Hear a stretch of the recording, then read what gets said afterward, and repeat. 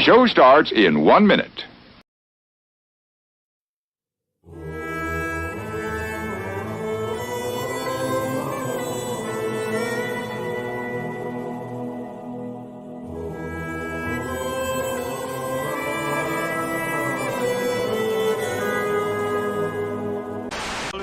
Good evening, folks, and a hearty welcome to our drive-in theater.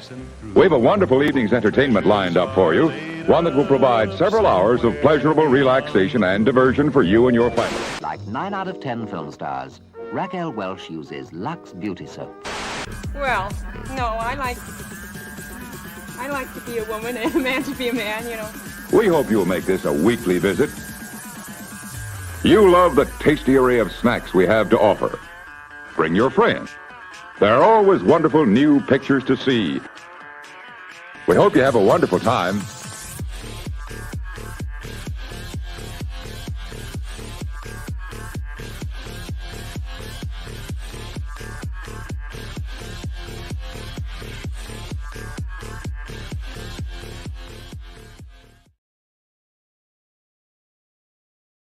Hello, everyone, and welcome back to another episode of the Longhouse, the weekly show for the sensible centrist.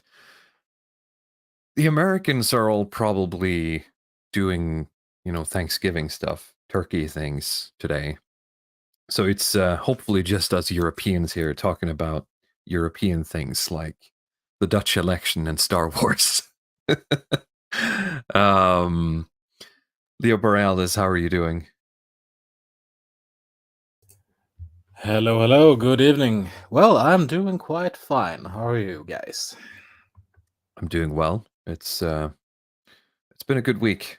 Really has. And the cold is keeping up, which is nice. Luddic Path, how are you doing?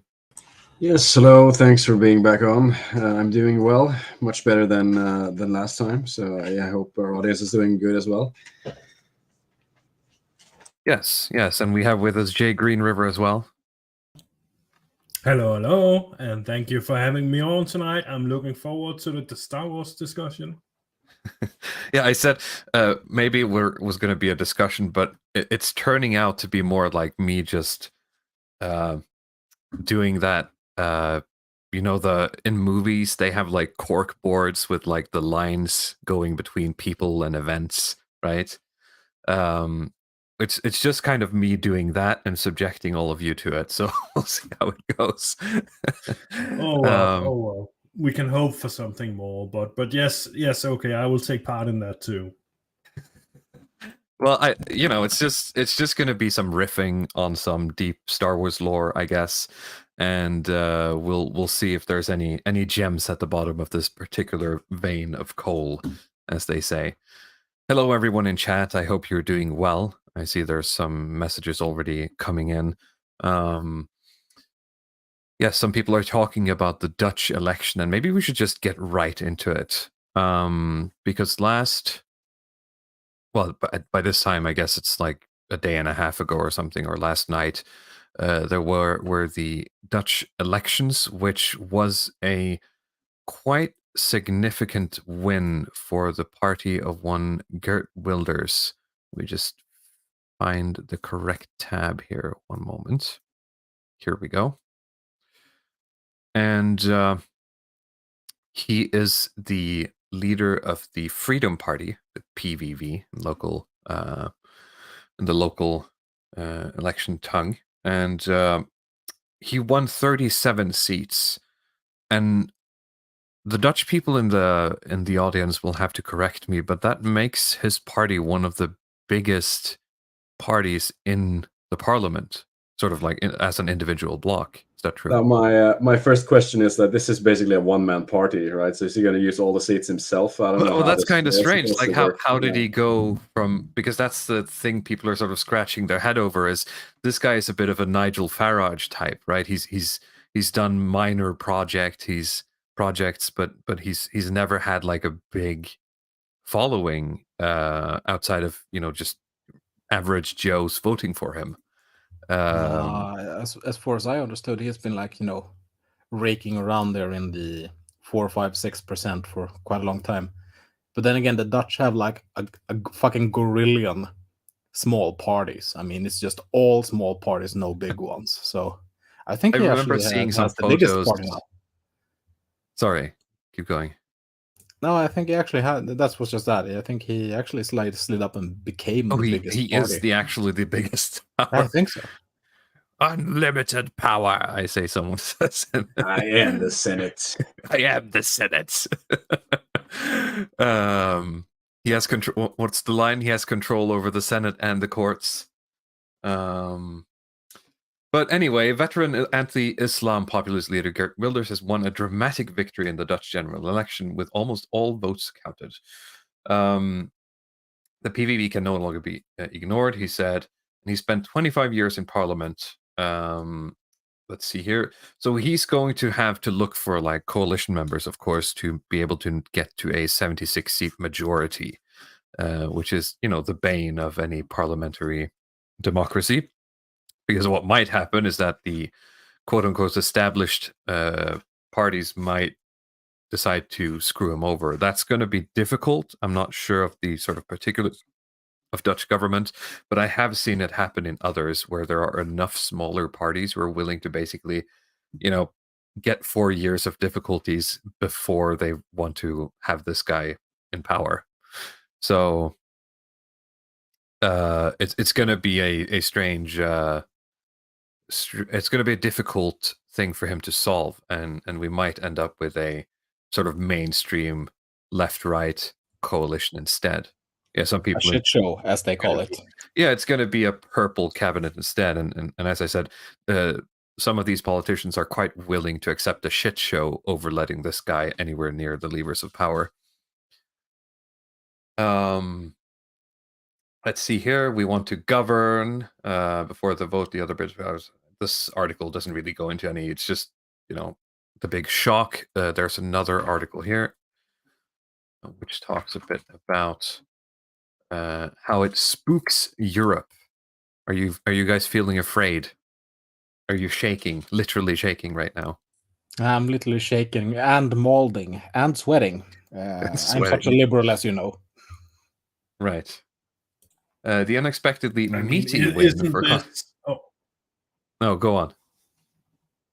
Oh, I was just I was thinking that the Dutch have always had this one man portrayed as really hateful towards immigration and Muslims, etc. Already starting with Pin von Thun, isn't that his name? That was assassinated in 2002, I think. Oh yeah, that might be it. Yeah. But is he still is that still a thing? He's been under police protection, I think, for the last 20 years. This guy, Geert really? Wilders. So it's kind of no joke what he's doing, even though you're seeing a lot of takes, like especially in these spheres where it's like, well, he's not super esoteric Evolian based man or whatever. No, he's missing this or that point or something. But I mean, of course, it takes some cojones to do the stuff that he's doing. Like it's not trivial, and it's not nothing. Even though we can sit and dunk on like the philo-Semitism and all this stuff. I mean, you're seeing it in the comments there already. Somebody's asking if he was Jewish. I think I looked at the Wikipedia. I mean, there's nothing under the early life. He looks Dutch. He looks extremely Dutch. He has a Dutch name. I don't know why like this J stuff comes up here, but it always does for some reason. Yeah. To be fair, there is a certain sixth sense that develops over time, I guess, on these things, on the early life check. But I haven't got any feelers for Wilders. But he might have, some in his background that I'm not seeing. Anyway, right-wing nationalists across Europe rushed to congratulate the populist politician, sometimes dubbed the Dutch Trump, partly for his dyed bouffant-like hairdo and partly for his famously firebrand rhetoric. So they're rushing across Europe. There's a pilgrimage, like the line is going all the way from Amsterdam to Viktor Orban in Hungary, with just all of these right-wing dudes who want to kiss his feet. Let's see here. He's publicly expressed views including linking Muslim immigration with terrorism and calling for a ban on mosques and the Quran. That's really, really firebrand stuff. I mean, at this point, what nation hasn't had this discussion about sort of linking Muslim immigration with increased terrorism in Europe? After 2015, that's not really a big... No, this might be an older take of his, which makes him an old school guy because he's been going for 25 years. The winds of change are here, proclaimed Hungary's Prime Minister Viktor Orban. He's already on the ball after seeing the Dutch election results. The conservative revolution is being celebrated all over Europe. For sure. Yes. Yeah. I'm going to go out in the street and shoot my guns after this. The far-right Flemish independence leader Tom van Grieken, who hopes for a similar election breakthrough in Belgium to Geert Wilders in the Netherlands, was quick to conclude, parties like ours are on their way in the whole of Europe. So what impact can we expect not only on Dutch, but also, and this has the Eurocrats rather anxiously pacing the halls at the time of writing, in the broader European politics? Is Wilders' success as clear-cut as it seems? Let's see here. What appears to have attracted Dutch voters is a mixture of his focus on restricting immigration, battling the Dutch housing crisis, and improving health services. He toned down his anti-Muslim rhetoric as the election approached. So he sort of made himself a bit more, approachable, I guess, or likable in that sense. Well, his polished... Interesting, because I was reading Norwegian media, like Aftenposten's take on this guy and why he was successful and kind of like the re-emergence of a lot of these these types of parties, because as Leo Borealis says, he's just been swinging around 5 to 6% for like the better part of 20 years, and now suddenly he rockets up to 37%. When you saw the graph proportionally, it was absolutely huge, and their take was basically that it's sort of his it's really COVID, basically. It's sort of like he's coming up with some anti-lockdown rhetoric that has been the people have resonated with. Yeah, I don't know if there's anything about this here, but that's the Dutch farmers have also been like up in arms about new EU directives. Yeah, that was the thing as well. Destroy them. Yeah, so that might be it as well. Because you're seeing there's a lot of these takes. I mean, I'm seeing stuff on Twitter. If you go back to this kind of like JQ stuff, where they're talking about, oh well, now that the Jews are threatened or whatever, we're seeing all of these candidates, get into government in Europe as if like the Jews are basically just putting them there because they're scared of woke or something. But I mean, there has to be some other explanation than the fact that this Zog is just turning on the lever for populism, like just turn off. Pause and just turn on the populism button or whatever. Yeah, it sounds absurd, but I mean, when you're seeing at least my Twitter feed, that's the kind of the impression that I'm getting from some people. That is like, oh well, now they're going to roll out they're rolling out the counter jihad show again. But yeah, I don't know what the other people think about this. Do you guys have any thoughts on what Ludwig Path just said? No. Yeah. So it's just general. Go ahead, you. Go ahead. Okay, then I'll go first. Then, well, I just caught a few impression of Twitter, etc., and I saw that Bob didn't think he was an Israel guy. Well, he might have been, pro-Israel, but not funded. Whereas many others thinks it's that he is related to Israel, and I'm not actually sure myself, because if you look at what he actually has to say, it seems like he's just anti-immigration, right? Or anti-Muslim, depending on how you want to. Anti-Muslim integration. That's my perception of him, but that doesn't mean that's correct. I haven't examined it properly, to be honest. I mean, I would not be surprised if he is like Zionist or you have Zionist sympathies. If you go into politics, it's just like straight, I'm just anti-jihad or whatever, then it's very natural that you fall in line with these kind of more right-wing Orthodox Jewish forces in politics. Like, I don't doubt that at all. My question is just that I'm getting the impression that people think that like the reason he's surging in the poll now is because like the hidden hand of the J had something to do with that. Like they've either paid for his campaign or marketing or something like that. It's just the impression that I'm getting, which I just think there's I don't know if there's any evidence for that. Yeah. I'm not on board with that idea. Yeah, I think this.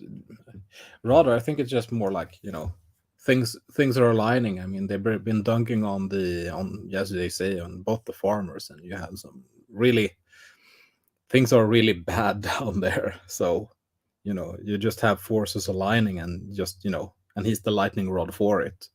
So I think it's more like that. It's more like popular sentiment, really, and it's desperate groups that got just kind of fuck it. We'll just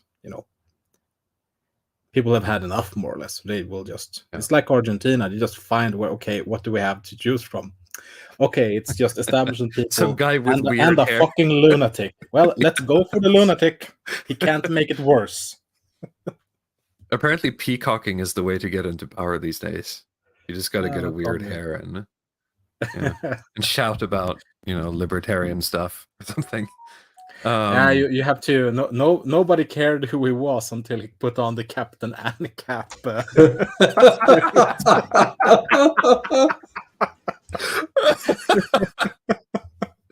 Oh, the Captain Anne cap costume. That's great. It's glorious. So, Mr. Wilders has campaigned hard to take the Netherlands out of the EU, as we discussed. While he openly admits that the idea is not popular amongst most Dutch voters, he might well push for a Nexit referendum anyway. European Commission said on Thursday that it was not worried. It was counting on the Netherlands, a founding member of the EU, to continue to strongly participate in the bloc's affairs. But Brussels is and should be concerned about EU unity to support Ukraine as the months grind on since Russia's full-scale invasion. This support is costly. Like the leaders of the EU members, Hungary and Slovakia, Mr. Wilders is against sending more military aid to Kyiv. Wilders says he wants to put the Netherlands first, to give the Netherlands back to the Dutch, similar refrain to Donald Trump's Make America Great Again, or Italian PM Giorgia Meloni's cry for Italy and the Italians first. He would join a chorus of voices at the leaders' table, including Miss Meloni, taking a hard line on EU immigration and asylum policies. Wilders talks of a migration tsunami. So it's a bit of, I think it's just anti-establishment votes that sort of, as you said, he becomes the lightning rod for anything, we just want something else than whatever you guys are doing right now. So I don't think we have anything more to say about this. It's going to be interesting to see if he's actually going to be able to get anywhere with this astonishing win, to be honest. Because there are a lot of levers that the oppositions can pull to basically keep him out of any sort of real power. Yeah, I won't be surprised if he's just cucked like everybody else, and I don't think anybody should, honestly. But the silver lining is that, okay, he was able to actually win. Like, you have a sort of collective sentiment now where there's a lot of people who would get behind this kind of anti-establishment stuff. I mean, for various reasons, but it seems to have reached a critical mass. And of course, like, we're not populist by any means, but it's still, it does matter on some metrics. If you have enough people who actually care about something, it's a little bit easier to stir the pot and get things moving. Yeah, the Dutch are kind of weird. I mean, we're talking about the people who once actually dragged their prime minister out on a square, killed him, and ate him. That was the Dutch, right? Yep, I remember that story. Okay. Probably not going to happen now, but if, as we said before, I mean, they have, what is it, like 25 parties in parliament, and I think the median is like 5-6% or something like that each one has. It's like between 3 and 6, and it's like, just how the fuck do you corral that? It's trying to build coalitions in that kind of climate. It's like herding cats that are on fire. Right. Yeah, and I guess that's why every 4 or 6 years they don't have a parliament or a government for like a stretch of 2-3 years, because nobody can get along. Yeah, you see that happening a lot in Norway in local politics, because we have a strong sort of central politics. It's a lot more stable, but in local politics it's like that all the time, where it like grinds to a halt. Sorry, GreenriVer, you were saying? Yeah, no, I had something besides that, but my thought was that maybe the Israel-Palestine thing had a little bit of an effect here, because maybe the Dutch leans a lot towards Israel. I don't know if that is something that could have influenced it a lot. Actually, I don't know. At this point, maybe we'll see if we can get someone from Holland to come on the show maybe next week or something, and maybe we can have a chat about it. Do you guys have anything else you want to talk about this, or should we move on? Move on. All right, let's get to one more thing before we get to the main event. I've talked before that I admire the Zoomers for their creativity, and let's see here. I found this, which has been making the rounds on Twitter this week, and I thought it would be funny to share. So let me just play this. Siege update. How's the siege going? Guys, we hit a bit of a roadblock with the siege. Sebastian got hit with an arrow. It was a stream sniper. Yeah, we got stream sniped pretty hard. Gort the Surf. I know a master surgeon that specializes in crossbow injuries. Gort, I don't believe that at all. Fergus, the song name... Lady Gwendolyn? Oh. Lady Gwendolyn, what's up? I did not know you watched these. Lady...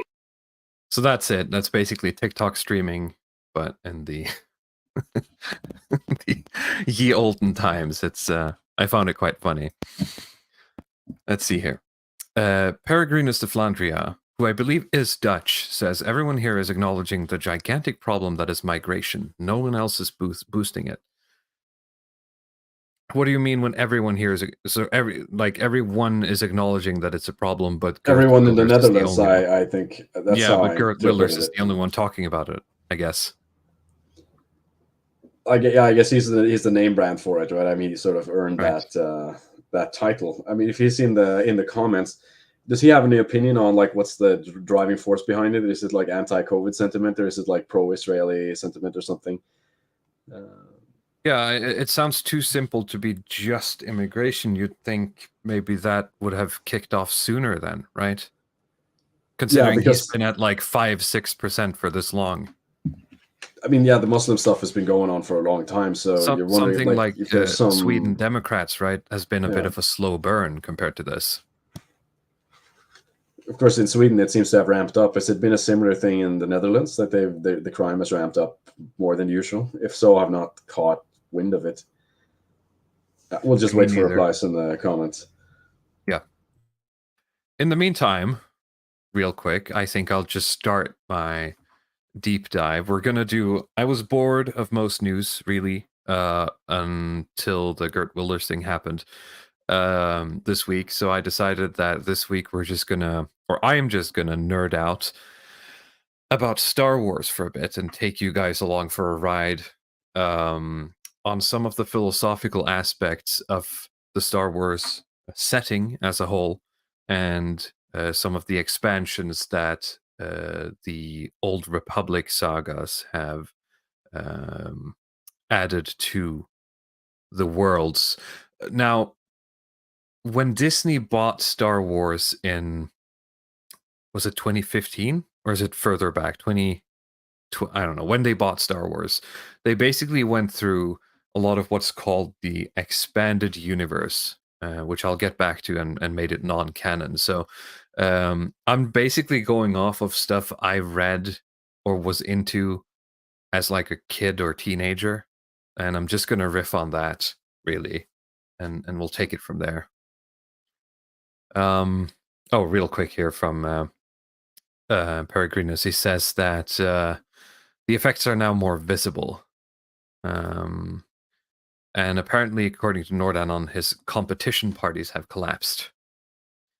And he performed well in a team. Well, performing well in TV debates. I mean, are you going to go from basically nothing to being the biggest party? I mean, maybe if you're really charismatic, right? Yeah, my understanding is that the guy was always great in these debates and in just being kind of a showman in general. So, like, why now? What changed? Still. Yeah. Okay. Anyway, so There's supposed to be a title here. I don't know why. So I'm just gonna go real basic. We're gonna talk about Star Wars, which is the sci-fi universe created by George Lucas in the 70s, and we're not gonna cover, any of the new movies. I'm gonna base all of my stuff on the original trilogy, on the prequel movies, as they're called, and of course on the old expanded universe. Mostly, as you can see here, I'm showing art from what's called the Old Republic saga, which is something that Lucas and a couple of other people created as a run-up to the prequel movies. It happened over time, of course, but that was his intention, to sort of provide a bit of background lore in the universe, and also allow a lot of the writers a bit more wiggle room when writing stories. And they did that by setting the Old Republic. This is, from like 1,000 to like 3,000 years before the events of the movies. But real quick, before we do that, I want to talk a bit about what Star Wars is. And if you have been into Jordan Peterson at some point, which I believe some of us have, who are listening to this, I mean, you're probably brushed up against psychologists like Sigmund Freud and Carl Jung, who talked a lot about archetypes and sort of stories and myth. And this underlies a lot of Peterson's philosophies. Now, another man they also underlie a lot of philosophies for is one Joseph Campbell, who, let me change slides here, who is the writer of the book The Hero with a Thousand Faces. Now, I think if you buy, I'm not sure if it's true anymore, but I think if you, I pulled out a version of this at the library at the university when I went there, and it has, I'm not sure if it's a foreword or if it's one of those, like, books have these like bindings which have sort of like notes from other authors usually. Do you guys understand what I'm talking about? Like in the margins on like a book, when you open it, there'll be like a short, like a 50-word note from some prefaces or something. Yeah, it's not a real foreword or preface, but it's just like a tiny blurb to help sell the book, right? And you would find George Lucas writing on the preface of The Hero with a Thousand Faces, saying basically, well, this is basically the thing that inspired me to make Star Wars. And Lucas himself has said that he believed that at the time when he was writing, the Western were the last American myth, and he specifically wanted to try to make a new one. And what he did was he used The Hero with a Thousand Faces, or what's commonly called the hero's journey that Joseph Campbell laid out to build that myth. Now, what Joseph Campbell in The Hero with a Thousand Faces does is he tries to create this mono myth, as he calls it, which is he looks at more or less as many cultures as he can find, and he tries to correlate stories and cultures and all of this in an attempt to unify and universalize all of our myths, because his idea is that, well, if the subconsciousness and consciousness of man is more or less the same across cultures, we're going to create more or less the same stories, which for a lot of people listening to this, and certainly for a lot of lefties, sounds absolutely insane. And anyone who's read any sort of perennialism will probably knee-jerk and say that, well, hang on a moment, this is a lot more particularist than what Joseph Campbell is putting together. Because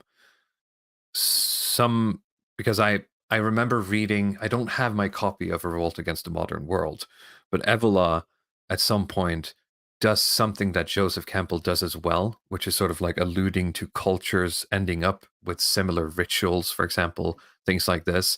But it's very important to understand that they're doing it for very different reasons. And I'm not really suggesting that Joseph Campbell in any way is based. I'm just trying to explain his intentions. What it is and has been described, the monomyth, the hero with 1,000 faces, the hero's journey, is an excellent tool to analyze any post-war media, specifically any post-war American media, because a lot of that has been based on the hero's journey. A lot of it has been either copied from people like Lucas, or it has been taught to the next generation of writers, who then sort of reapply that to a lot of movies. And it's a very surefire way of creating an enjoyable experience. So it's no reason to there's no wonder that a lot of movies, etc., have sort of started playing it more safe with this stuff as the years have gone on. Okay. Any questions? Well, I mean, I have no questions to it. Maybe just some additional commentary, because I have the book, right? And even reading the book itself, I feel like the way that Joseph Campbell presents it, it's a lot more nuanced. And I found it almost a little bit incomprehensible in some of the chapters. I'm kind of surprised that someone like George Lucas have been as good as he has to just kind of condensing these things into something that's digestible for a mainstream audience. And there's a bit of what you could say, a sort of dialectic here with a lot of Western filmmakers or media creators, where they've kind of made this kind of very simple, almost hamburger version of the stuff that's going on in Thousand Faces. And it's so like simplified, but like they retain kind of like the core of what that is with this simple recipe of just, okay, and you're the hero is kind of like reluctantly taken out of the environment, and he has to go somewhere that's unsafe, and then you come back again with something else, and maybe there's some subversion there, but it's like this extremely kind of bare bones, thinly cut version of it, and to try to extrapolate the fact that like this is just represents all the cultures, that's sort of a universalized thing. It's a very thin copy, but I always felt like this is a very motivating belief for like the sort of center left, from like the silent generation to the boomers, because I don't think Campbell was young enough to be a boomer, but his ideas, I mean, it goes through him and then to people like Alan Watts and some of these like LSD gurus and stuff, where they kind of bring this stuff into a lot of this California culture, like this. I mean, his ideas are really born of the same ideas that created Star Trek, right? Oh yeah, exactly. And that I mean, I come back to Greg Weisman again. Like we talked about gargoyles and Star Trek and some of these shows that he's either influenced by and stuff. And you can sort of see the formation, like the seeds of the formation of this kind of like quote unquote enlightened leftist center left American political philosophy. What's interesting though is that if you ask any lefty who isn't of the same generation, they will call Campbell an old-fashioned racist, and his ideas are out of date, right? So modern academia, quote unquote, has largely discarded Campbell's theories. Yeah, of course they have. The revolution must go on, and the old revolutionaries must be sacrificed so that the new cycle of revolution can happen. Right. Then again, a small criticism of Joseph Campbell is he kind of do, as you said, he kind of boomered it a little bit too hard, because he is correct in that you will find the underlying structure in a lot of mythic cycles, but once you start to look into outside Europe, Mesopotamia, Northern Africa, which again different kind of people, and you go into Eurasia and the northern part of the Asian continent, you will find these tropes. But if you start going down into like Southeast Asia, into Africa and parts of the Amazon basin, you will not find these myths. They simply don't exist. So to say that it's a universal thing, it's not. And then again, it's just The thing is that it's probably the most known, probably in the modern times, because, well, a lot has to do with Star Wars, and the early 50s had a real penchant for doing things with the Grail myth and King Arthur and stuff like that, and bardic tales from the English medieval period, and those often have this underlying structure. So it's at the fore of the mind when you start analyzing this. The Japanese have some. What's some interesting myths about like this those, as though, well, is but that they inhabit a bit more particularism, and that's something that I hope we will get to at the end of this. Is sort of what is the opposite of the monomyth, really, right? What is well, not the opposite, but what is the alternative to the monomyth? Because the monomyth has the been opposite sort of would, I guess, supplanted. be the latest Star Wars movies. Maybe, but Complete there's inversion also and subversion of a the theme. rejection of the monomyth as it has become, which takes the form of, I guess the best word for it would be radical particularism. In saying that, well, I don't care that there's a monomyth. I only care about my people and our myths. Although Joseph Campbell would probably disagree with me, but we'll get to that in a moment. Sorry, do you have anything else, or should I go on? No, we're just gonna discuss the particulars of this ad infinitum if we go Yeah, we on could go here, on forever. So, yeah, we could go on I have forever more about slides, this and we're topic, going to get deeper into the Star Wars lore specifically. So yeah, I think this is getting academic. Let's go into the nerd vector instead. We promised them to nerd at stuff, so yeah. So how does Star Wars adhere to the monomyth? So this is a quote that I have from. I have two quotes from Joseph Campbell's The Hero with a Thousand Faces, and it says, "A hero ventures forth from the world of common day into a region of supernatural wonder. Fabulous forces are there encountered, and a decisive victory is won. The hero comes back from this mysterious adventure with the power to bestow boons on his fellow man." So in like one sentence, paragraph, that is what the Hero with a Thousand Faces, the hero's journey is.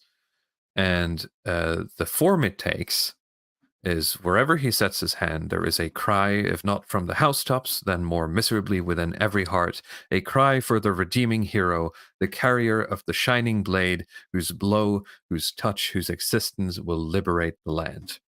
And I can't help but, when I read that, I couldn't help but think of, or when I was putting this together and I wanted to use that quote, I couldn't help but think of this version of the poster, which literally gives Luke a shining blade. Just to hammer the point home that Lucas is hinting is hinting to Campbell when he wrote Star Wars. Yeah, but I mean, this is also the parts of Campbell where he does touch upon the themes of perennialism, but he can't. Yes. He's too much of a boomer and too much of a lib to just go out. He's and too say, weak no, to go all the way with it. He's too weak to go out and say that what people long for is the Solar King, the Sacred King. And he just have to dumb it down to, it's like a hero, it's like an everyday man, it can be anyone. It's about blah, blah, blah. the hero within you, etc., right? Yeah. So in the universe of Star Wars, it follows this hero's journey very much to a fault, and Luke in the movies can only really defeat the Empire as Jung or someone like Peterson would say. He has sort of achieved mastery of himself, etc., etc. He knows his darkness. I mean, literally, because his hand has become mechanical. His father, Vader, is more or less a part of him, and he has sort of had resolution, I guess, with his dark side and his father, in the Freudian and Jungian sense. What's also interesting to note is that the Force in the Star Wars universe takes sort of the form of God, and I mean God in the metaphysical sense, not necessarily the Christian God. It sort of supplants any godlike figure that would be in any other story. So let me just check my notes here to make sure I'm not missing anything. Okay, so we talked a bit about what the critiques of Campbell has been, and how they often come from the left. But what I found was something very interesting, which is a critique written by one David Bryan, who is the author of The Postman. I'm not sure if any of you have seen that movie. Is it Kevin Costner who plays in it? It's this post-apocalyptic movie where some guy picks up like a mailman's uniform and he starts kind of just delivering mail, and then that sort of starts rebuilding society, more or less. So he wrote the novel that inspired that movie. Now, Brian, famously, I say, if you know of him, boycotted the was it Star Wars Episode 1 premiere, which was a huge thing, I'm told. I was too young to attend the premiere at the time, but culturally in America, of course, I'm told that was pretty huge. And he made a big show about boycotting it. And he made a piece which he outlined his sort of like major criticism of Star Wars. And I kind of just want to read this and then get you guys' reactions. Okay? Sounds exciting, actually. I'm not sure what's coming here. 5 critiques of Star Wars. Number 1, elites have an inherent right to arbitrary rule. Common citizens needn't be consulted. They may only choose which elite to follow. 2, good elites should act on their subjective whims without evidence, argument, or accountability. 3, any amount of sin can be forgiven if you're important enough. 4, true leaders are born. It's genetic. The right to rule is inherited. 5, justified human emotions can turn a good person evil. Being mega based. It was so weird reading that because I just had a moment of, hang on a moment, isn't that everything that's cool about Star Wars? I mean, you have to remember that this kind of like, we think about like this woke shit library. Of course, everybody knows, at least in these spheres, that it didn't happen yesterday, right? But it's very fascinating just to go back and read something like this. So he boycotted then Episode 1, and this is like the first Star Wars movie, right? That he. I'm not sure if he boycotted any of the other ones, but he made a big show out of boycotting this one because he believed that it was basically too black and white, I guess, is the sum of this, right? Yeah, I mean, at least he understands his own perspective. It just seems like such a weird thing to boycott a film over, to be honest. But I mean, like some of the, you can see some of the shitlib responses to films like Dirty Harry, for example. I think that's pretty interesting. I love reading like shitlib reviews of Dirty Harry from the from the 70s. I just love it. He's like, oh, based, yeah. I just thought this was a very, very interesting take because, again, he outlines everything that makes Star Wars worth watching, I think.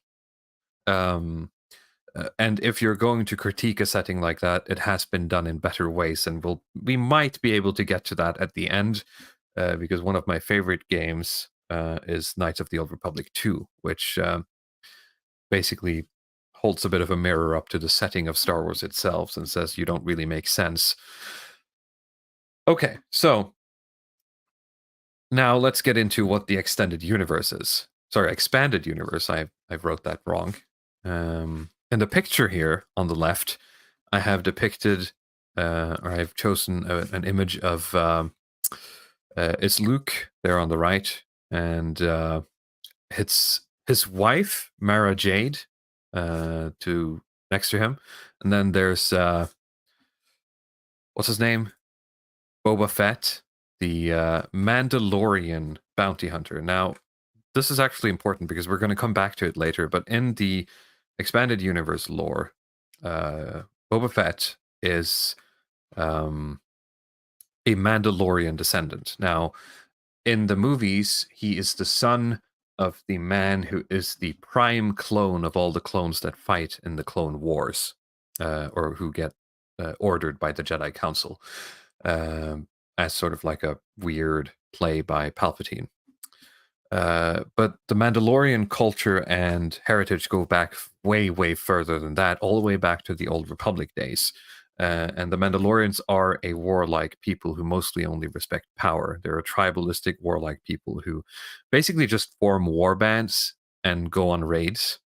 and if a guy can sort of punch enough Mandalorians, he is able to amass an army. But they're not stupid. They're not like, you know, orcs in Warhammer 40k where they just create chaos. No, these guys are sort of like a warrior honor culture, where they will be efficient and good at combat and war, but they only really respect the strongest. But we'll get to that later. In the background and in the foreground here, the weird skeleton guy, he is he's part of, like, I'm not deep on this. He's part of some basically who invades the galaxy after the events of the movies. I can't really say anything more about it because I don't know anything about it. As I said as I put in the notes here, it's got some weird shit, but it also has a lot of cool ideas. Oh yes, Martinez Capella says it's the Yuzang Wong. That's the name of the race who invades. Let's see here. But I'm going to dive further into what is called the Old Republic, which I mentioned at the start. Oh yeah, there's other stuff in the expanded universe stuff as well that a lot of people like. There's Thrawn, who is this Imperial general or admiral, I guess, who leads the Empire after the movies and basically tries to coordinate a counter-attack effort. Palpatine has clones of himself, which I guess kind of came true, if I remember. I haven't seen the latest Star Wars movie, but people told me there have been clones of Palpatine in that. If you played any of the video games, the Dark Forces game or the Jedi Knight games, the first-person shooter Star Wars games, those are based on expanded universe characters. Yeah, he's a Grand Admiral. Jesus Christ. This is the thing about talking about nerd shit on the internet. There's always going to be some guy in the comments who's like, actually, it's Grand Admiral Thrawn. My point is, I want to focus on the Old Republic, which, as I said, is set before the movies, about 3,000 to 1,000 years before, it's called the Old Republic because it's basically the old incarnation of the Republic. And it really and greatly expands on the Jedi and Sith philosophy. Most of the books in there do. And it's got a lot more room for interesting stories because they're not really bound by the movies. You can basically create whatever you want within the Star Wars universe, as long as it doesn't conflict with something that happens in the future. And some of it to this day, I believe, is still considered canon. But I mean, at this point, with Star Wars, just believe whatever you want. And I choose to believe that all of this is canon because this is where the good stories are. Question is, if I have time to talk about... let's talk a bit about the Jedi and the Sith. So what games like Knights of the Old Republic and Knights of the Old Republic 2 and series and books like the series about Darth Bane are able to do is sort of take a closer look on what drives the Jedi and the Sith, because in the movies it's a bit, simple, I guess, because it's a much more personal story between the Skywalkers and the Jedi that surround them. But the Old Republic allows sort of to draw the scope out to, okay, what is the broader Jedi philosophy when the Old Republic is at its height and there are thousands and thousands of Jedi in the galaxy. And similarly, what happens when, somehow the Sith manage to band together and create an equally big army, and you have what's called the New Sith Wars, where it's an all-out war between Force users, which rips apart large chunks of the galaxy. So what you do get in Knights of the Old Republic 1 is the Jedi and the Sith code. I'm not really going to go into that now because I'm not sure if we have the time. We could read the code itself, but I'd rather just talk about what I guess is the critiques that these works can levy against the Jedi and the Sith. So let's start with sort of like a big overview of, hang on, what are the Jedi getting wrong here? And I have a quote from one of the prequel movies where Obi-Wan says, "The Council approved your appointment because Palpatine trusts you. They want you to report on all his dealings. They have to know what he's up to." And Anakin responds, "They want me to spy on the Supreme Chancellor of the Republic. Obi-Wan, that's treason." And the Jedi very much align with Joseph Campbell's sort of monastic, Puritan, uh, they're weird, like Buddhist monks who seek this sort of nirvana through basically turning themselves into these dispassionate automatons, and they tend to become very dismissive of the common man through this. They sort of get this like ivory tower approach, which you certainly see in the prequels. I mean, part of the reason why the Republic falls is the sort of arrogance of the Jedi Council.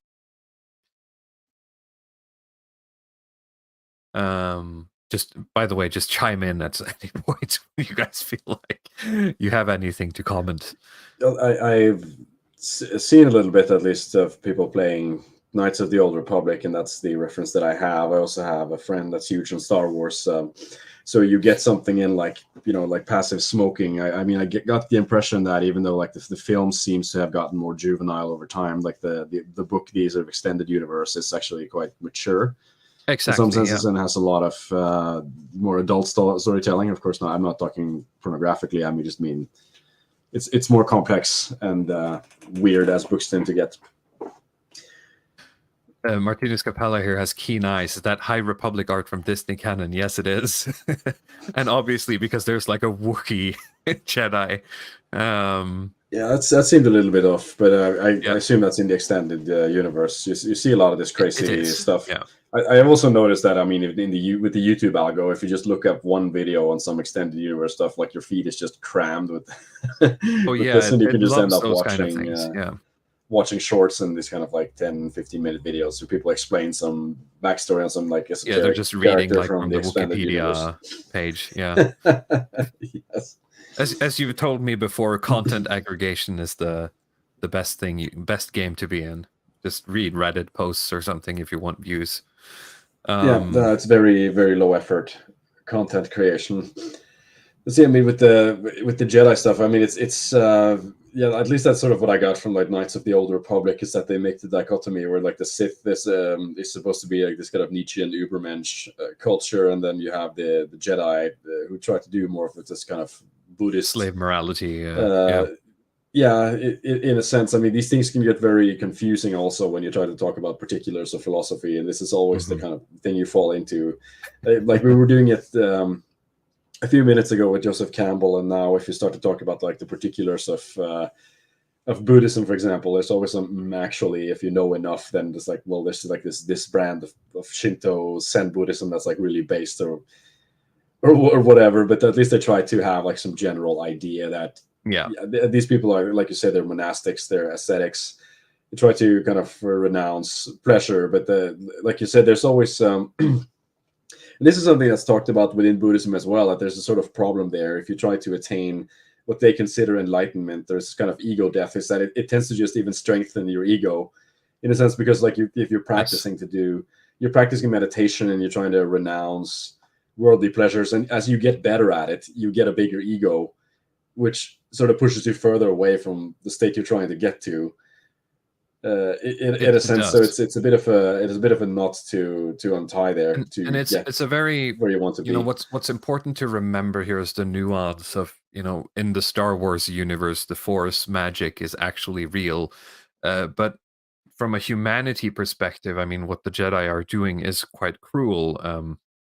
By taking people away from their parents at a young age, forcing them to go through, training in order to suppress their feelings, right? And still at the end of it, very often emerging as Jedi masters with all the flaws that normal humans have. there are a lot of Old Republic either books or one of the games where you can hear stories about Jedi Masters who have very human faults, but sort of cover that up with saying like, oh, well, it's the will of the Force that I didn't understand what you mean, or that I reacted that way, right?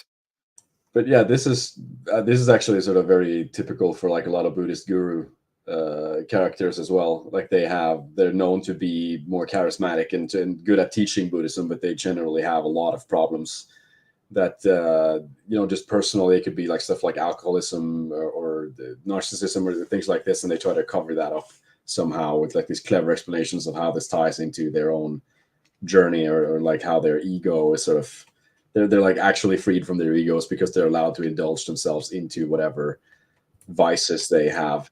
So that is certainly possible. Buddhism is the gayest fucking.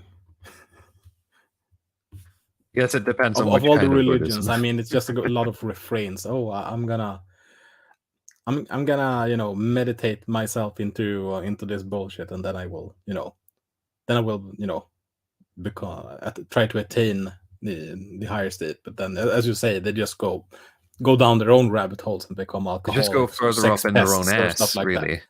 Yeah, just go full circle and just manages to get their head in between their legs and then just stick it up there. Right.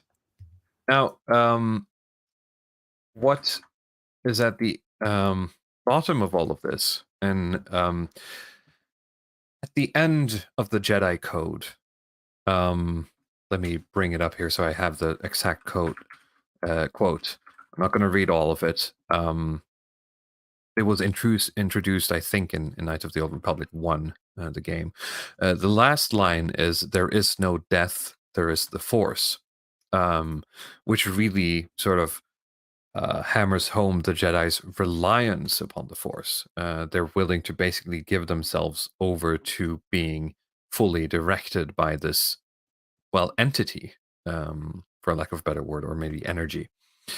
So there's no really strength. We'll get to that. Some of you may know where I'm going with this in the run up to Knights of the Old Republic 2, but there's no strength of will in that sacrifice, really.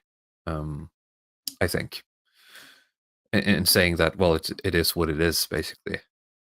So let's go on to the Sith. I think this picture here it's probably fan art of, I think it's supposed to be Darth Bane and his apprentice on the right. Here's a quote from Bane. Every Sith wanted to be king, and so we argued, while the Republic grew frail, its citizens sickened with plague, and became isolated by a decaying infrastructure. Coruscant's throat lay bare beneath our blades, but the Sith plunged their knives into one another's back instead.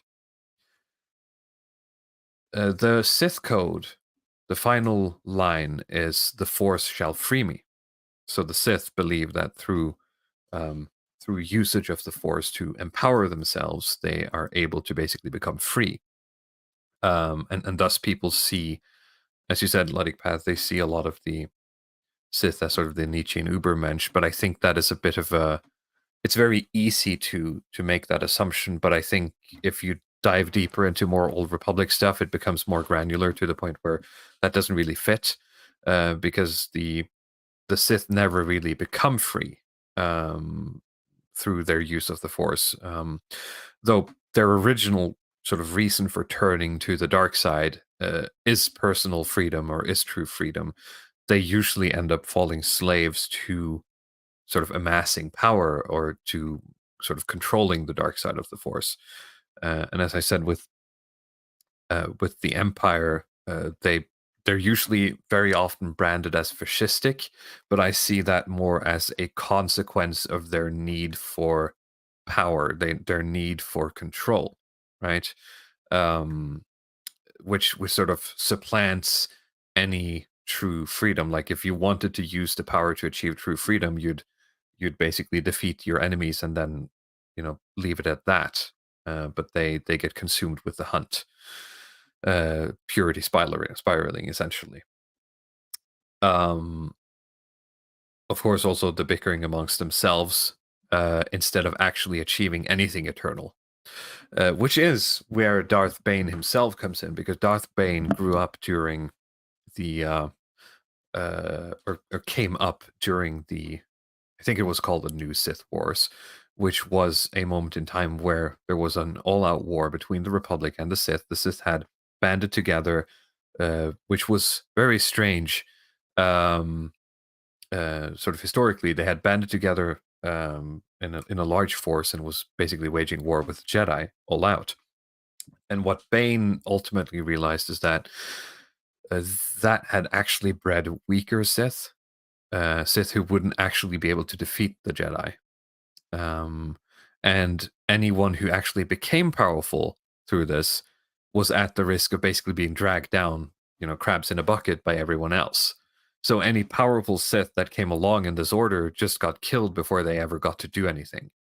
And so they had this perpetual, basically just war against the Jedi without ever winning.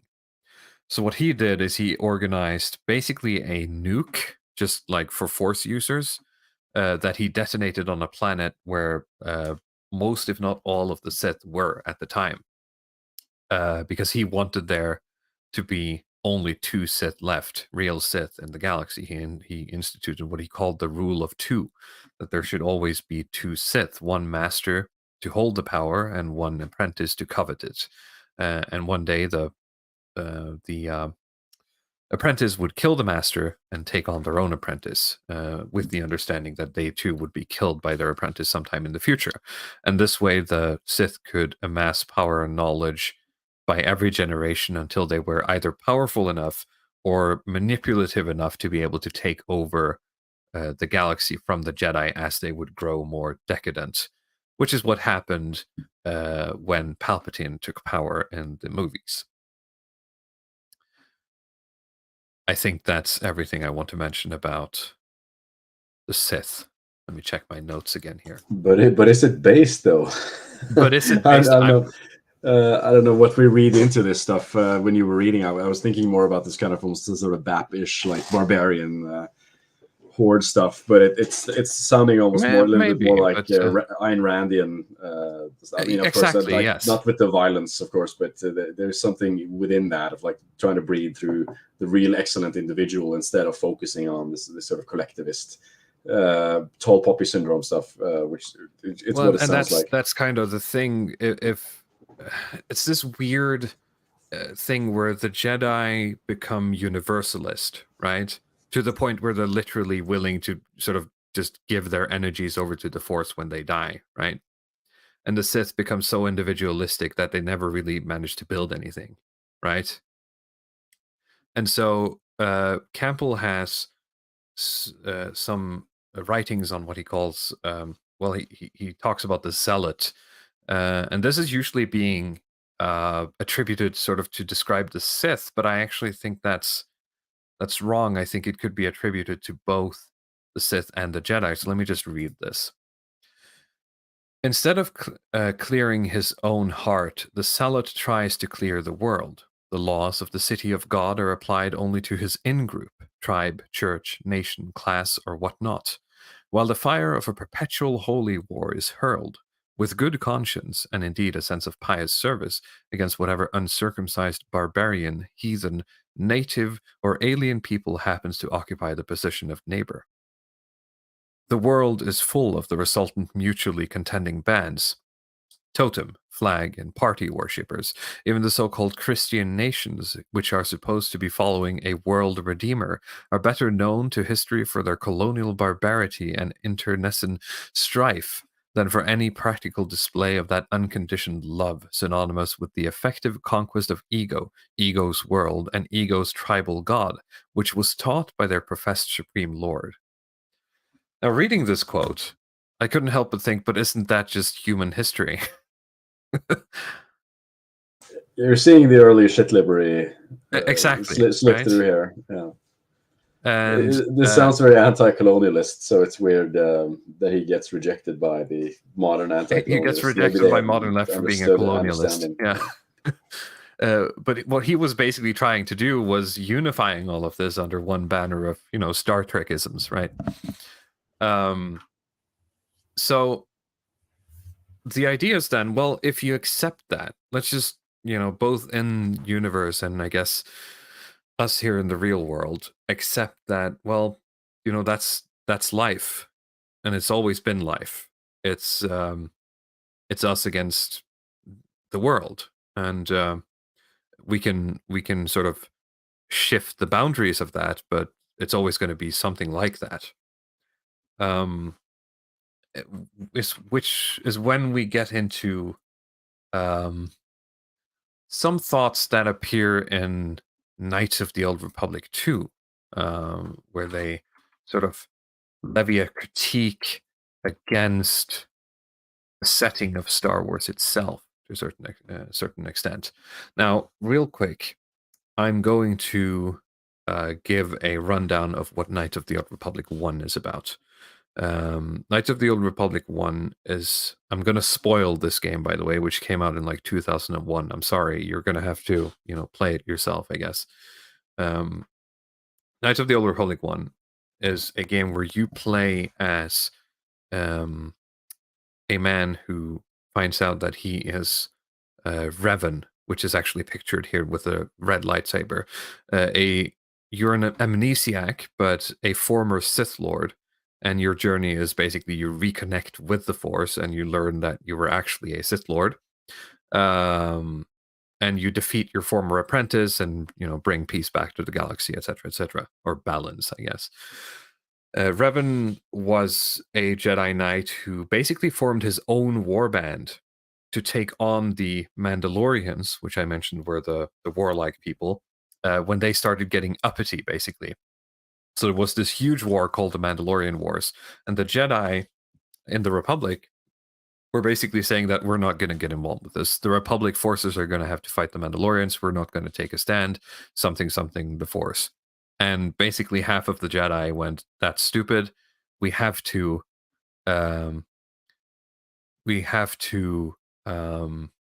take a stand. We have to go fight.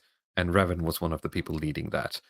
Now, the problem was that war was quite horrible, and it, you know, mentally broke quite a lot of Jedi and turned them to the dark side. And Revan himself found what's called a Star Forge, which is like a weird space station that could build a lot of warships. But the point is, this is who Revan is, and in Knights of the Old Republic 1, you really sort of adhere to the classic Star Wars structure, the classic monomyth, to the point really where Revan at the end is literally a hero with full control over his inner darkness and has achieved sort of true peace through being both a Sith Lord and a Jedi. So getting to Knights of the Old Republic 2, which is a very buggy game, but a very interesting game in its narrative. Oh, we have a super chat here from Salad Fork, who says, Sith will to power is greater than Jedi slave morality. There isn't anything in the Sith code that says you have to a petty bell end anyway. You have to be a petty bell end, I guess. That's true, but I guess the rules of Star Wars say that when you channel the Force through yourself, it sort of corrupts you. I don't know. Anyway, back to Knights of the Old Republic 2, in which you play as someone called the Exile, who I think is canonically a woman. I think Revan, because this is a video game, you can choose sort of your avatar. I think Revan is a man and the Exile is a woman. Some guy in the comments can probably correct me. But you play as a former Jedi who actually followed Revan into the Mandalorian Wars. And you know, after the what's called the Malachor 5 incident, in which the boys did some trolling, the Exile chose to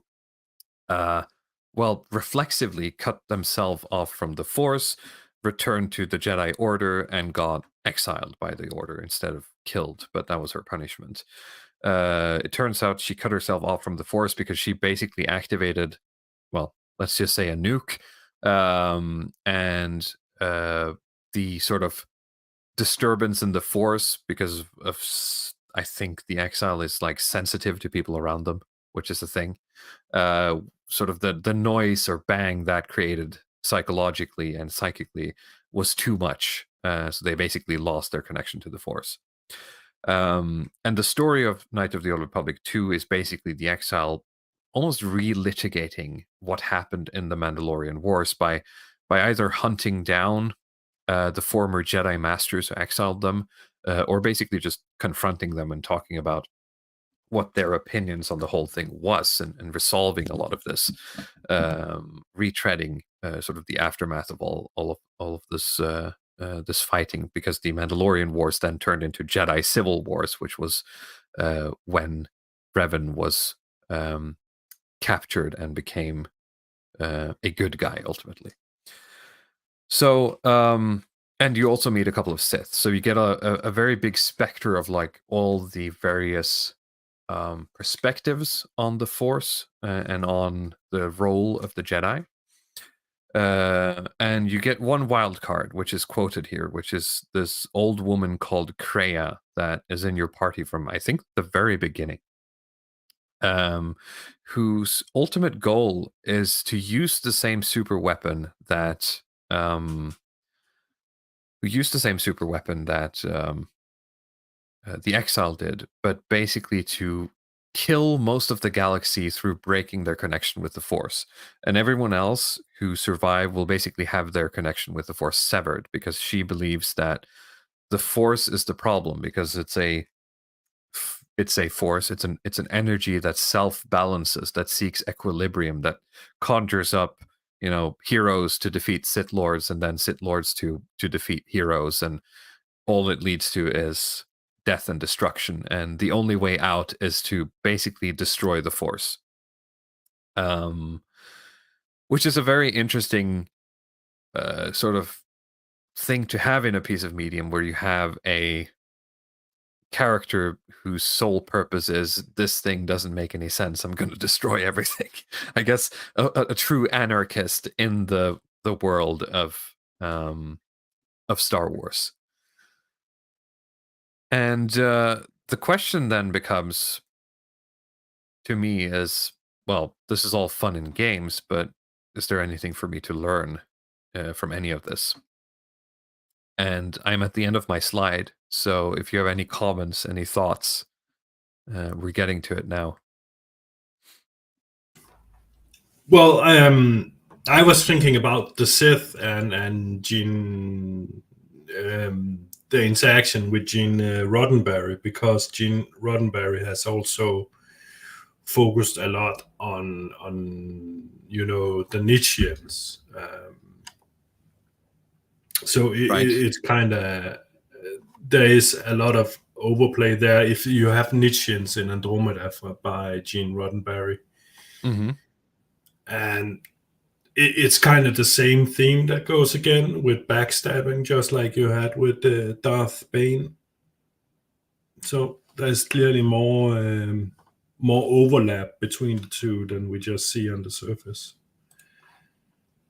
What's interesting in Knight of the Old Republic 2 that you can achieve as a potential ending, if I remember correctly, I might be wildly wrong about this, but I seem to remember that there is an ending in which you'd basically talk Kreia down from destroying the Force and create your own new enclave for Force-sensitive people, not for Jedi or Sith, but you basically say, well, we're going to make something that's very specifically for us, and we're going to protect that.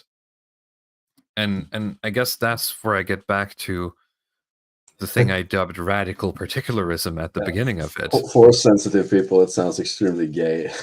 It sounds like some. It sounds, but that's the only description the universe has for people who aren't Jedi or Sith but still have the aptitude. It's people who are Force sensitive, which sounds like you're saying like people of color, right?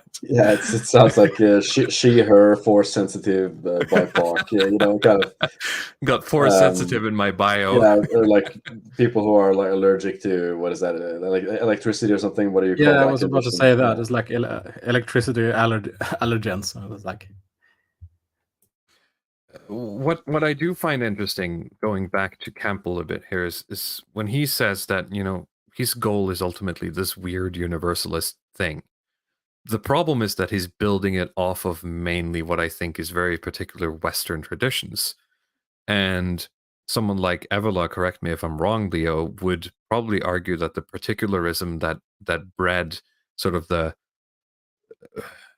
I guess, the Christian knightly order, I guess, which is very specifically something that is Central European, is a much better and stronger and longer lasting myth than whatever monomyth Campbell conjures up, and focusing on, as I said, focusing on the particularism will breed much better communities, much stronger communities than focusing on individualism or universalism. Because he tries to do things universal. You know, he tries to trend everything towards, you know, force sensitive. No, but I mean, a lot of people kind of misunderstands this kind of thing. Oh, you know, as you said and said, is that what is implied within, say, your example there, the Christian knightly orders. But the Christian knightly orders are really just, you know, have very little to do with Christianity itself. They can't be anything other than, you know, Teutonic knights who also are Christian. Do you see what I'm saying? No, I mean, yeah, I mean that's essentially because, you know, it's the European warrior biospirit, more or less, right? As I expressed, that then just has a kind of thin, because that's also how Christianity takes out of the Mediterranean basin and comes into Europe proper, is that it kind of has to take all of these kind of Eastern and ideas and much of the universalism, just chuck it out the window, and has to kind of embrace this Germanic, Frankish warrior culture that is very much, you know, honor, and it fits kind of neatly, since it both have you know a solar aspect to them, so they could, if they, when they started like going, you know, let's sweep that under the rug. He's very big and he's looking very angrily at me. Let's just not talk about the peace and brotherly love right now. No, that's, you know, how you get Jesus the conqueror, more or less. It was, you had to brand shift it a bit, because everyone else was just gonna go like, nah, this is not really for us, you know. So. And that's, you know, I think Campbell, the quote I read with him about Celatry is sort of the damning evidence of his failure, is that he's too afraid to accept that as a human condition, right? And I think extrapolating that into the universe of Star Wars, the Jedi become too universal, the Sith become too individual to ever create anything lasting. And I don't know if there's any lesson here. I guess you have to be particular. You have to be specific to your time and your place. Yeah, more. That's all I got. I don't know. Yeah. No, I mean, you can try to, you know, run gay ops on the thing, but once you reduce it down, you realize that once you actually start looking closely at things, you realize it doesn't work. So you either must, you know, do as Campbell here, don't look too closely at it and try to just, you know, trend towards generalities and try to, you know, obfuscate as much as possible, or you just have to outright lie about it. And I think that Campbell was probably an honest enough person that he didn't want to outright lie. He would just go like, but yeah, but you know, if we look at it at a distance, and then we squint, think a little about if we can obfuscate a little bit of that and a little bit of that, and looked at it, you know, with our slightly smolched glasses, so you can't really see crisp, then it's kind of the same thing. Yeah. And then he quickly goes by that, and then he starts to go into discussing what this thing is. So And what you it know, means, yeah. yeah, try to brush past those things as quickly as possible. So yeah. Okay. You wanna guys have any thoughts, or should we maybe get going? I agree with Leo, but I don't have anything to add on that. I don't have anything to add either. All right, great. Which I'm just going to take as meaning that I have answered any question you might have about Star Wars forever. I think the guys in chat are just discussing something entirely different about Star Wars and have been for like 20 minutes. If you guys have any questions to ask us, now's the time. Otherwise, we're going to leave here in a couple of minutes shortly. Real quick before we go.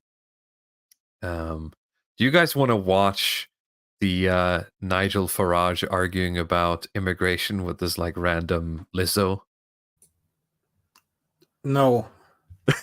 I don't want to look at Lizzos. Thank you. I saw it actually, but I don't know. It's something to end on. I think we have 10 minutes. Yeah, let's end on this. Time, so let's end on a low note. Let me on a low note. Let me bring up the tweet here. No, it's the negrification of the Longhouse. Oh no. All right, I'm going to have to probably pause this as we go, or if you just yell out if you want me to pause. We're going to debunk the black woman step by step. Let's debunk the black woman. But this is what I was saying to you. Apparently you're anti-immigrants. And you're... Oh. Who told you that? Oh, the internet. Oh, well, there we are. Then it must be true. It must be true. That. Oh, the internet. This face is. Well, there we are. Then it must be true. It must be true. It must be. It must be true. Okay, but then why don't black people? That blonde woman really does not like. If she had the superpower to teleport anywhere on Earth, she would pay probably an arm and a leg to do it. Like you. You'd be amazed. They do. You'd be amazed. Nigel! If you came with me. And there's the chimp out. If you came with me through South London, you'd be astonished. Oh, wow. What were you doing in South London, Nigel? Well, I'm there every day. You're in South. Wait, sorry. I'm so sorry to be sorry. What are you doing? Sorry. He's from South London. She's so freaking uncomfortable. I travel. He's from South London. He lives there, you know. Hates you for no reason. Well, not that everyone hates you. That was so bad. But like, sorry, you can disagree with somebody, but to chuck around accusations the way that they've been chucked around is grossly unfair. Anti-immigrant, right? No. All I've said is we cannot go on with the numbers coming to Britain that are coming. Do you know why? I'm one of the numbers. Right. So that's it then. So should it be 5 million a year? 10 million. Question, No, right? you don't seem to understand. Nigel, hang on. There's immigrants that are coming in. And hang on. Had you have been in power a bit What is so later? wrong about immigrants? I did not expect to be caught in a full-on debate. I really didn't. He has a problem here, Nigel. He's trying to, make a woman think logically, and he's he's trying to talk, he's doing. I mean, the meme is literally true. The man is trying to, use talk in general. He's talking about an abstraction, and the woman she can't think outside herself. But me. What about me? Yeah. It's like, oh, for fuck's sake! I saw someone said it's the old thing of playing chess with a pigeon, right? Yeah, more or less. I admire his kind of polite British resolve to go through with these talking points. I think it's very kind of drilled into him as a politician, but where he should just be doing jokes to kind of ease the mood with this black woman here. I think Trump would have handled this better, honestly. Yeah. I mean, we could like shit on Trump, but it's like, oh, you're against immigrants or something. Only Rosie O'Donnell. And then you diffuse the situation or something like that, and everybody laughs. Or there's no point in like trying to just make her feel comfortable or like, yeah, I hate them, but I think you're cool, so I would have let you in anyways, or something like dumb stuff like that. You make the exception. She just wants to feel safe. so that's it. There's no like. even the value of convincing somebody like this of your viewpoints. They I don't know, that there's just no point at all. Just make her think you're cool and funny or something. So it's a big W for Nige. This here. 1,000. The British population has increased by 10 million. 10 million. Yeah, we're Good growing. thing. Right? Good thing, unless you want a GP appointment. Right. Good thing, Okay, hang unless on, you want can your I- So kid. I'm stopping you from getting a GP appointment. You're not getting She's literally incapable.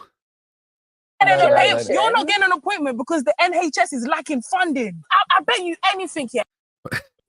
Yeah. Why is it Wonder lacking why it's funding? funding. You see, now she couldn't make it about herself. So now it's because She appeals to of the other authority of NHS. Yeah. people. Yeah. Single immigrant or Left. somebody from immigrant Imagine. descent was to leave the UK. Wait, what? We'd be Doctors, all your doctors, Nurses. gone. Oh, I know, 'Cause I know. Most of your doctors are Asian, right? Which is Most of wrong. your nurses are African women, right? Don't you understand what I'm saying? You want us gone. That's No, all no, I understood. stop it. Stop it. But That's that's not. what you're trying to say because No, we're you're not. We're You just don't want overcomplicated. more people come in. Is that what you're trying to You're say? not listening Why not? to a single word I'm saying. I am listening to you. No, you're not. You're not. You're dealing with this I'm out of a disagreeing position. with you. Right. It's okay for us to disagree on this. I'm disagreeing with you. I mean, if all immigrants were as cool as you, of course I'd be pro-immigration. But there are some people that aren't, that are a little bit bad. So that's why I'm opposed. Yeah, to but it. Nigel doesn't yeah. have that in him, right? He can't joke like that, I think. No, All right. I think he has a lot we're of charm. talking about the I person, assume it's just played for the bragged camera. on TV that he crushed the British National Party. So yeah. God. I don't think that Sargon's idea is going to fly. To be fucking honest, I mean, he's betted on the fucking wrong horse. What I'm thinking is that it might actually just be too late, right?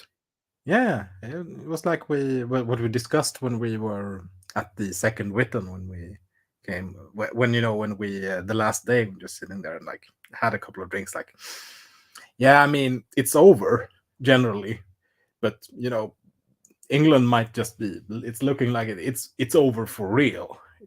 It's not gonna be any. We're back here, and it's not gonna fucking happen. All right. Well, on that cheery note, I think it's time to end this episode of the Longhouse. Happy to help. In the description down below, you should find the link to our Element channel, which is like Discord, only more secure. There's probably the link to my Twitter account as well, where you can watch my shit posts. Leo Borealis, anything to shill? I got a cat posting Twitter account. That's about it. All right. Luddic Path. Yeah, read praxarchy.com. That's it. JGreenriver, anything you want to shill? Oh yeah, I run a foundation, the Beowulf Foundation. Follow it on Twitter or something like that. All right, very good. Sign up to the newsletter. Sign up to the newsletter. Yes, that's very important on Beowulf. You can find if you go to my Twitter, I have the Beowulf Twitter account linked in my bio. So that's an easy way to get there. I'm also, just before we sign off here, I'm gonna go say this. If you enjoyed this episode, if you enjoyed what we did here, I am working with Nathan Hood on doing, well, at least one live stream on the mythologies and the philosophies of Dark Souls, which I think is going to be very good. We've been talking about it for quite a while and writing, pages back and forth at each other. So if you like this kind of spurging, we're going to really get into it on that. So nothing's decided about sort of like when and what channel, but it's going to happen. All right. Thank you everyone for watching. I hope you have a good weekend, and we'll see you next week.